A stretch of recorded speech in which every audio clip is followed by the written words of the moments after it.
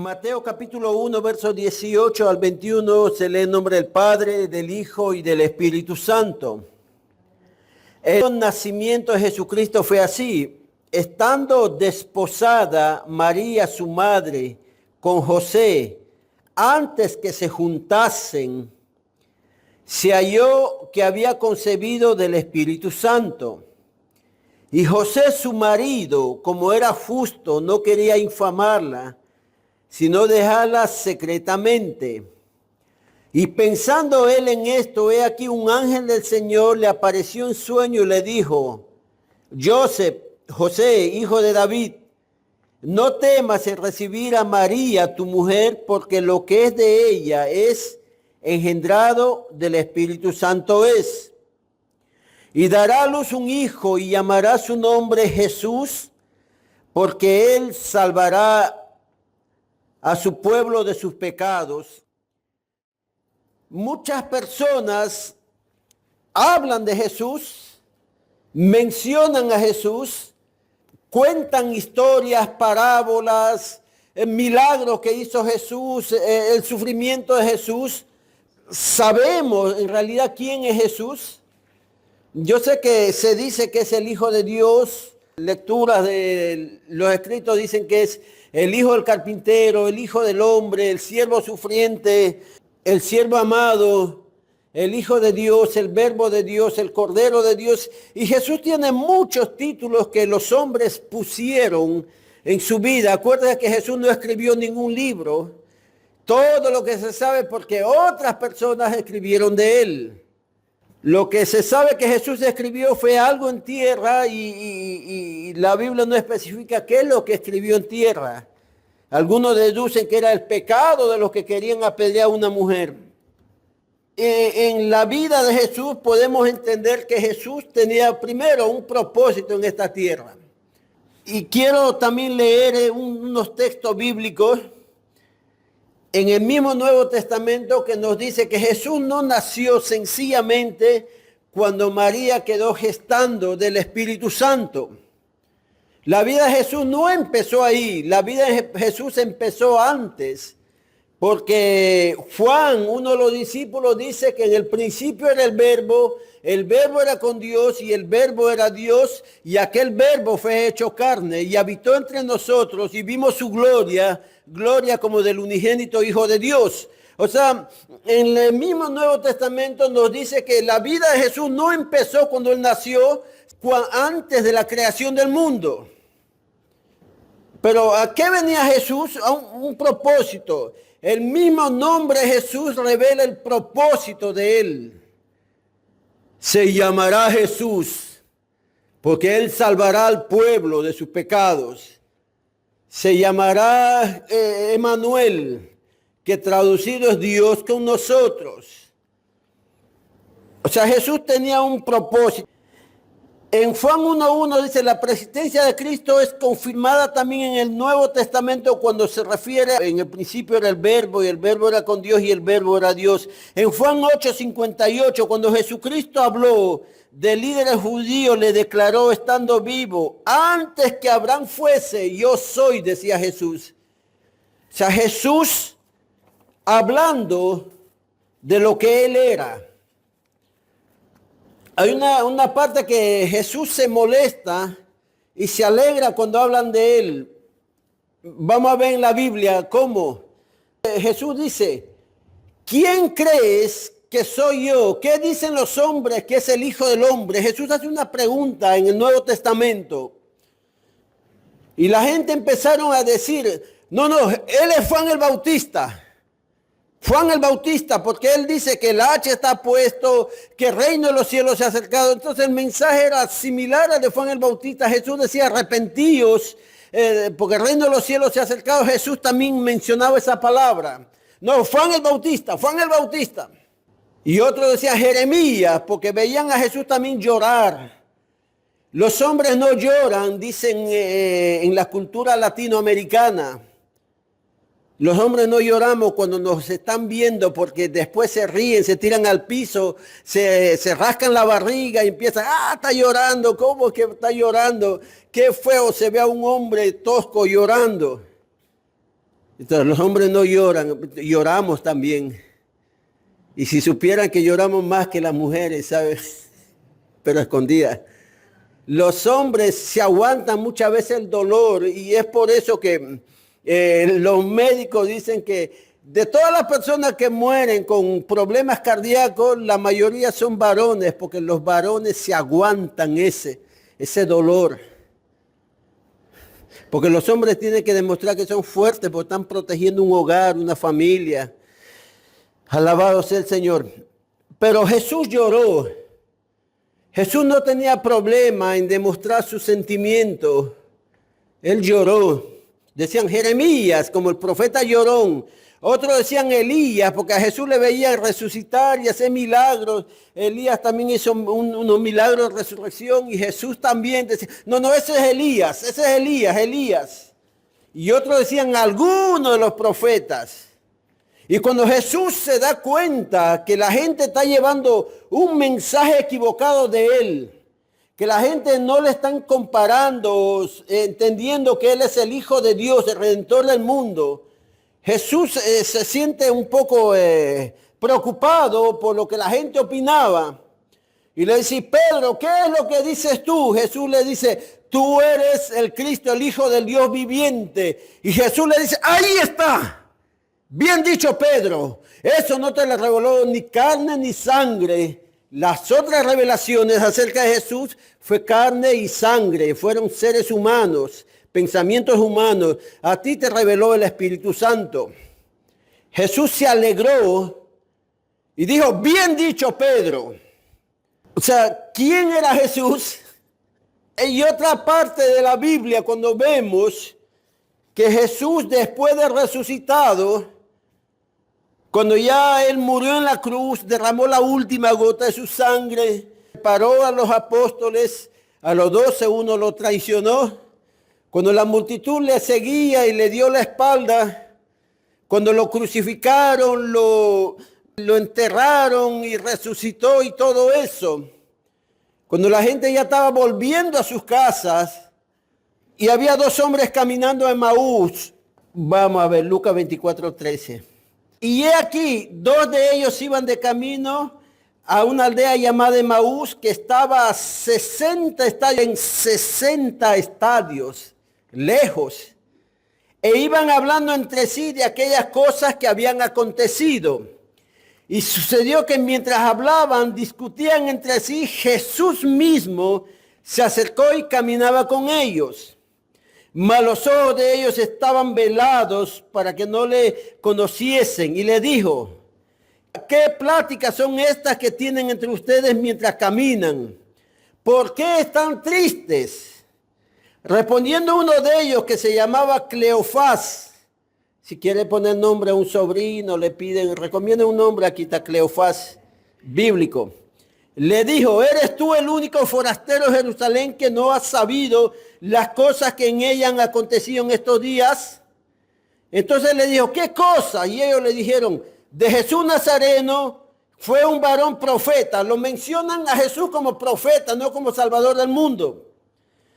Poderoso en obra y en palabra delante de Dios y de todo el pueblo. Lo mencionan como profeta. ¿Y cómo lo entregaron los principales sacerdotes y nuestros gobernantes a sentencia de muerte y le crucificaron? Pero nosotros esperábamos que Él era el que había redimido a Israel, y ahora, además de todo esto, hoy es ya el tercer día que esto ha acontecido. Ese es el concepto que tenían de Jesús. Profeta, poderoso en palabras, una persona que movía multitudes, que ellos esperaban que Él iba a ser el Redentor cuando Él ya los había redimido. Y Jesús se molesta y le dice estas palabras, 24-25. Entonces le dijo, ¡oh! Insensatos, mira esa palabra, y tardos de corazón para creer todo lo que los profetas han dicho. Y les pregunta Jesús, le dice, ¿no es necesario que el Cristo padeciese estas cosas y que entrara en su gloria? Por poco le dice, ¡ah! O sea, Jesús como que se molestó porque tenían un concepto errado acerca de él. Y mira lo que hace Jesús para corregir todo esto. 24:27, y comenzando desde Moisés, siguiendo por todos los profetas, le declaraba todas las escrituras que de él decían. O sea, Jesús empezó a hablar de él, de las profecías de él, de todos los profetas. O sea que Jesús tuvo que corregir el concepto que de él tenían, que era sencillamente un profeta que hablaba bien y que movía multitudes. Eso es lo que creen los musulmanes. Eso es lo que creen la gente que no cree en el cristianismo. Eso es lo que creen los mormones. Eso es lo que creen los testigos de Jehová. Eso es lo que creen los del movimiento de la nueva era. Esto es lo que creen los masones, que Jesús era un profeta poderoso, movía multitudes y más nada. Jesús tuvo que corregir esto y decir, empezó desde los profetas, todas las profecías de él, y 70 estadios caminando y Jesús enseñándole, pero les he dicho esto, les explico con manzanita de nuevo, Jesús volviendo a explicarlos, volviendo a refrescarles las escrituras, porque Jesús era el Redentor y Salvador del mundo. Imagínate a los hombres modernos, de las iglesias modernas, hombres y mujeres, tú le dices, ¿quién es Jesús? Ellos dicen, no, Jesús es el que murió para yo no ser pobre nunca. Otro dice, el que murió para yo no enfermarme nunca. El que murió porque yo le pido un carro y me da un carro. Yo le pido una casa, me da una casa. ¿Quién es Jesús? No, el que provee, el que da, el que provee cosas materiales. Mucha gente tiene un concepto actualmente equivocado de Jesús. Cuando en los mensajes en la internet se dan acerca de Jesús, los mensajes que más la gente da like es porque cuando dicen, Dios te va a devolver todo lo que te quitó. Reclama al diablo tu herencia que Dios te dio y te quitó. Todo lo que es palabra que empiezan a acariciar al hombre, poniendo al hombre como el centro del mensaje, esos son los que la gente da like. Pero si alguien le dice, Jesucristo es tu rey, y él te llamó para que le sirvas hasta que tu corazón deje latir. A veces la gente dice, no, eso no. De un concepto equivocado acerca de Jesús. ¿Quién era Jesús? En Mateo 5, del 11 al 12, bienaventurados son por los que por mi causa, decía Jesús. Mateo 5, 11 al 12.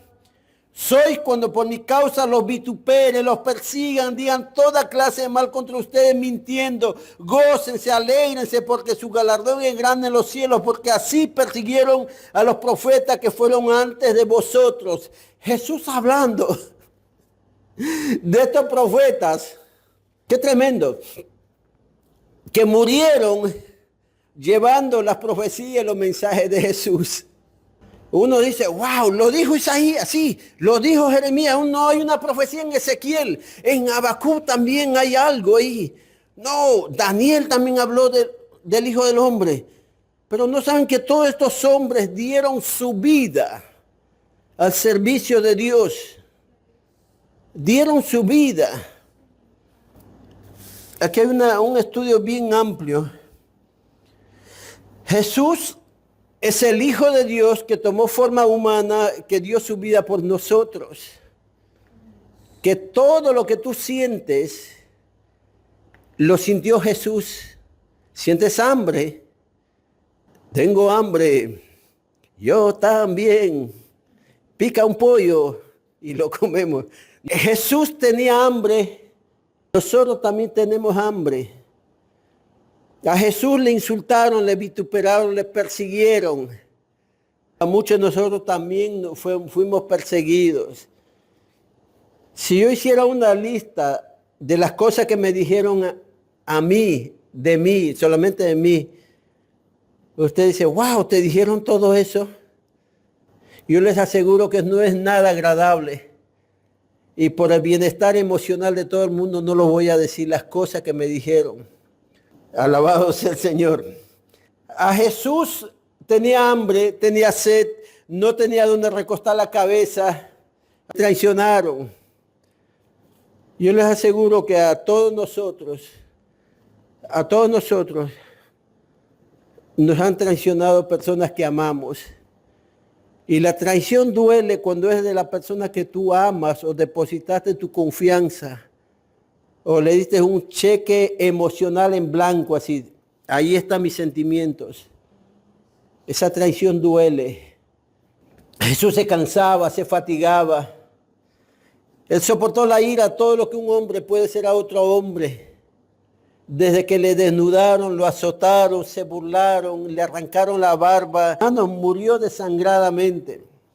Uno de los libros de la historia cuenta la historia que una vez uno de este lugar de Islandia, o sea, familia de los famosos vikingos, mataban a su enemigo después de la guerra. Ellos tenían la costumbre de volarle la cabeza. Entonces estaba con un grupo de romanos y griegos. Y él decía, pero no es más fácil cortarle la cabeza o darle un golpe al corazón y que se muera ya y se acaba tu enemigo. ¿Por qué tienen que crucificarlo? ¿Por qué tienen que crucificarlo? Sencillamente acaben con su vida y ya se acabó. Ya no vas a tener problema con esa persona. Y los romanos decían, y los griegos, que esa familia, estaban los romanos y griegos unidos, decían, es que crucificando no solamente lo matamos, sino nos aseguramos de que sufra hasta el último momento antes de morir, que sufra todo lo que pueda sufrir. Va a sufrir de sed, de sol, de frío, si está en la noche ahí en la cruz, va a sufrir desangrándose, se le va a pegar la lengua al paladar, le va a dar escalofríos, temblores, va a sufrir todo lo que tiene que sufrir antes de morir. Y verdaderamente ese dolor horrible le dieron a Jesús por amor a nosotros. Él nos ama, ustedes no se imaginan el amor tan grande de Dios. Ahora, termino con esto. Jesús recibió una corona de espinas para que tú tengas una corona de oro. Jesús sufrió todo lo malo porque Él quiso redimirte, quiso pagar el precio de nuestra maldad, de nuestros pecados. Él nos ama tanto. Y la Biblia dice en Romanos 8 que aún hoy Él intercede por nosotros. ¿Quién es el que condenará a Cristo? El que murió y además resucitó y además está a la diestra de Dios e intercede por nosotros, dice la Biblia. Jesús está con los brazos abiertos hoy a todo el planeta Tierra. Y lo voy a decir algo más. Jesús, el mundo se va a acabar. Este mundo se acabará cuando sea predicado el evangelio del reino de los cielos a todo el mundo. Este mundo no se va a acabar con una peste, una bomba nuclear. Este mundo no se va a acabar con el calentamiento global, con los terremotos, maremotos, tsunamis, huracanes, tifones, incendios forestales. El mundo se va a acabar cuando sea predicado el evangelio del reino a toda criatura. Así que anunciemos del Señor, consagrémonos y sigamos adelante en el nombre del Señor. Jesús decía, será predicado este evangelio del reino a todas las naciones, entonces vendrá el fin. Dios lo bendiga, vamos a orar y quiero decirle, Dios es bueno, para siempre su misericordia. Amén, alabado sea el Señor. Señor.